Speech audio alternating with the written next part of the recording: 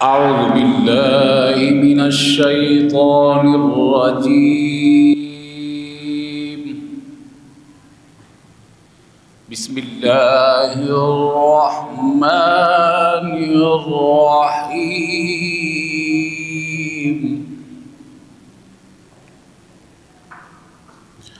يا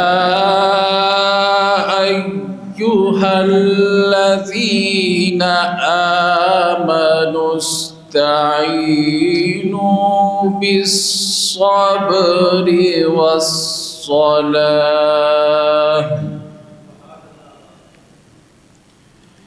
إن الله مع الصابرين.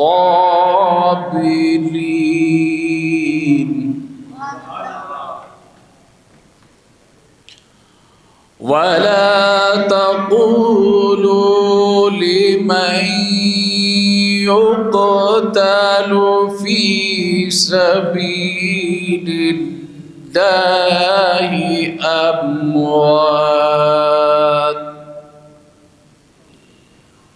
بل أحياء ولكن لا تشعرون. آمنت بالله صدق الله العظيم وصدق رسوله النبي الكريم الأمين.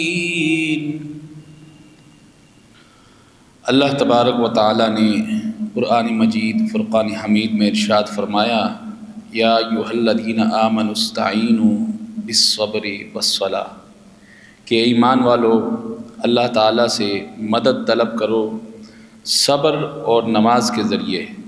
ان اللہ مع الصابرین، کہ بے شک اللہ تبارک و تعالیٰ صبر کرنے والوں کے ساتھ ہے.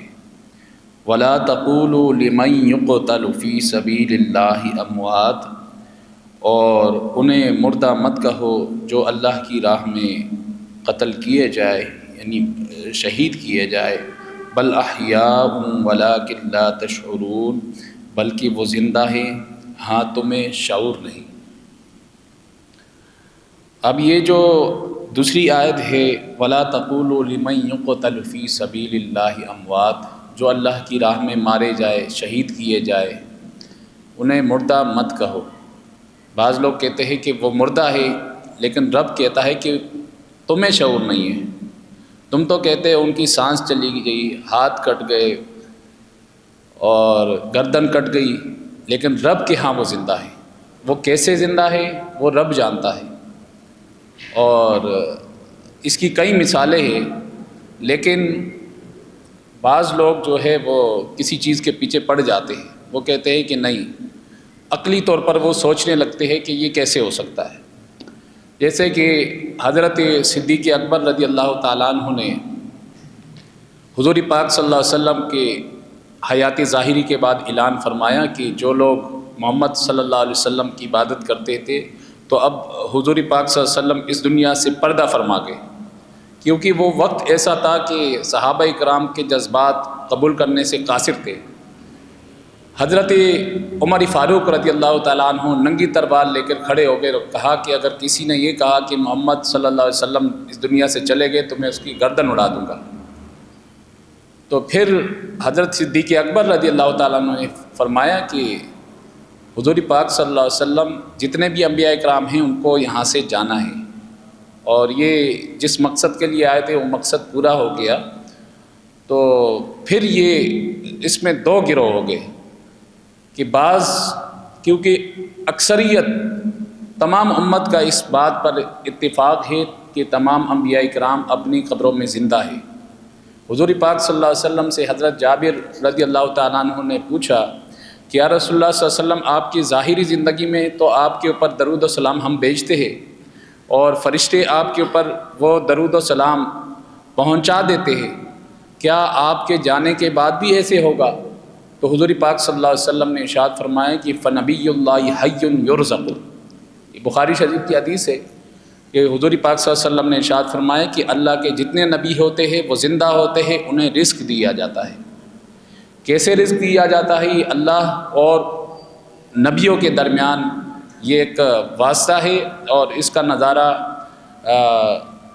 شب معراج کے واقعے پہ لوگوں نے دیکھا۔ حضور پاک صلی اللہ علیہ وسلم نے، حضور پاک صلی اللہ علیہ وسلم کی ایک طویل حدیث ہے جس میں شب معراج کو واضح کیا، تو اس میں یہ ہے کہ حضرت موسیٰ علیہ السلام اپنی قبر میں نماز ادا فرما رہے تھے، اور اسی طرح جب حضور پاک صلی اللہ علیہ وسلم بیت المقدس گئے تو تمام انبیاء کرام نے آپ کے پیچھے اقتداء میں نماز ادا فرمائی، اور نماز وہ ادا فرماتا ہے، وہ ادا کرتے ہیں کہ جو زندہ ہوتے ہیں۔ اس کی دلیل ہے، پھر آپ جتنے آسمانوں پہ گئے، 7ویں آسمان پہ حضرت ابراہیم علیہ السلام، اور پھر جو ہے 6ٹھے آسمان پہ حضرت موسیٰ علیہ السلام سے جو بار بار ملاقات ہوتی ہے، تو اس بات کی دلیل ہے کہ وہ زندہ ہے۔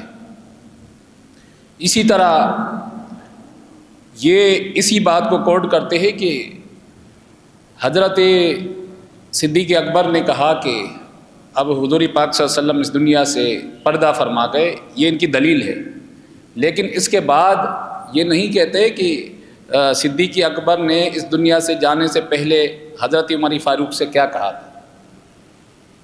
حضرت عمر فاروق اور تمام جتنی کابینہ تھی سب سے کہا تھا کہ آپ نے جانا ہے حضور پاک صلی اللہ علیہ وسلم کے مواجع کے پاس، اور وہاں یہ عرض کرنا ہے کہ آپ کا جو دوست ہے وہ آپ کے پاس جو ہے آپ کی رفاقت چاہتا ہے، جس طرح دنیا میں آپ کی رفاقت حاصل تھی تو قبر کے پاس مجھے جگہ چاہیے، اگر وہاں سے جواب آئے تو ٹھیک، ورنہ مجھے عام لوگوں کے قبرستان میں دفن کر دینا۔ تو پھر جب وہاں پہ جاتے ہیں حضرت عمر فاروق رضی اللہ تعالیٰ عنہ، جنہوں نے حضرت صدیق اکبر رضی اللہ تعالیٰ عنہ کی نماز جنازہ پڑھائی، تو جب ان سے یہ عرض کی کہ حضور وہ آنا چاہتے ہیں، تو وہاں سے جواب یہ آیا کہ حبیب کو حبیب کے پاس لے آؤ، حبیب کی ملاقات حبیب سے کرائی جائے۔ تو یہ صحابہ کرام کا بھی یہ عقیدہ تھا کہ حضور پاک صلی اللہ علیہ وسلم قبر انور میں زندہ ہے، ورنہ حضرت عمر فاروق منع کر دیتے۔ لیکن وہاں سے آواز کا آنا اور حضرت عمر فاروق کا یہ الفاظ ایکسیپٹ کرنا، قبول کرنا اور وہاں پہ جانا، اس بات کی دلیل ہے کہ تمام انبیاء کرام اپنے قبروں میں زندہ ہے، اور یہ ہمارا عقیدہ ہے۔ وما علینا الا البلاغ۔